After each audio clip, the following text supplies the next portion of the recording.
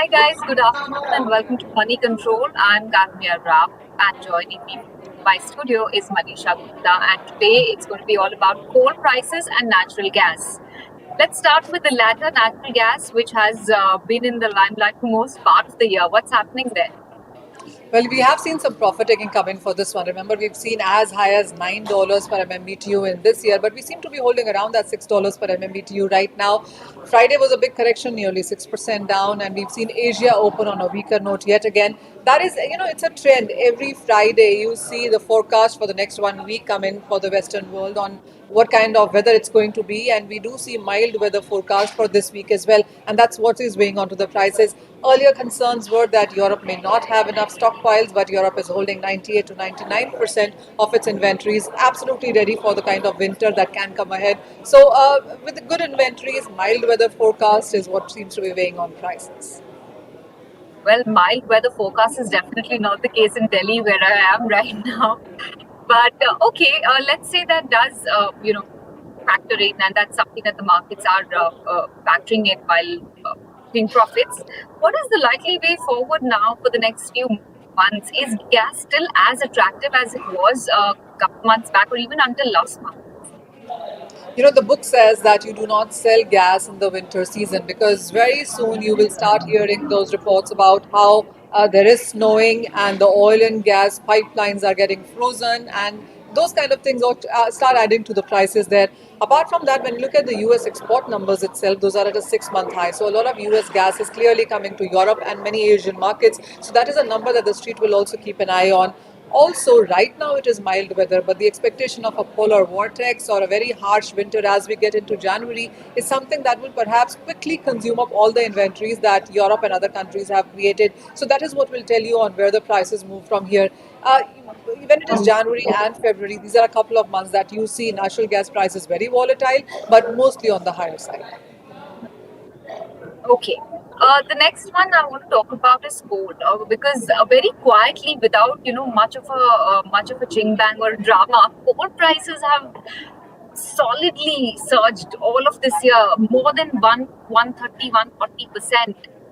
What is driving demand there? Because coal is seen as the most conventional, the most old form of energy, and now, when we're talking, when we're living at a time when renewable energy, alternative sources, those are the buzzwords. What is coal doing up 100%, more than 100%? Oh, well, yes, 140%, as you said, is the price rise that we've seen in this year. And coal clearly has outperformed many of its other counterparts within the energy market. And as you mentioned, Karunya, that there are underinvestments in coal because coal is clearly competing with renewables and better alternates of energy there. So, what we have seen is record production from China, India, and Indonesia in this year. And Indonesia perhaps is going to be producing more next year and the next year as well. So we are looking at higher numbers coming in from Indonesia. The decline, though, in sense of exports has come in from Russia. From where we were last year, we are even lower this year. So from 174 million tons last year to 160 million tons this year to 152 million tons in 2023 is the view coming in. So Russia clearly is not so strong into the market. Indonesia is, and Indian imports for thermal coal also have been on the positive side. So until you do see those renewables on ground and adaptability, until then, coal is going to be important. Have we seen the peak consumption? Maybe we have, because this year has been quite strong in that sense. Next year as well, the expectation is you could be looking at higher prices. After that, once we cross 2024 and into 25, the expectation being that the renewables would have come in a big way.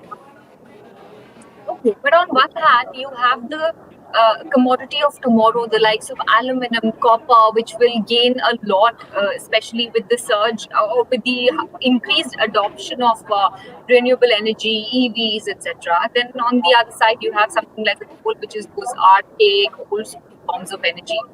Where should you place the bet? Commodity of today or commodity for tomorrow? Well, commodity of tomorrow, maybe until 2023, because you still have strong demand, especially from Europe, where gas is expensive and power generation can be a question mark. For the Indian markets as well, where power usage and requirements are pretty high, so coal usage is still higher here as well. Same goes for China as well. So even as we would be talking about decarbonization and renewables, the kind of power requirement that you have in the day to day is something that really coal seems to be fulfilling. And as I said, 2022 is when we've seen record production and consumption, is especially the report that has come out suggests. Okay, all right. On that high energy note, we will wrap up today's conversation. Thank you for joining in. And guys, thanks for tuning in. Coal and natural gas definitely something you should keep on your watch list if energy space is something that excites you. With that, it's a wrap. Thanks for watching it.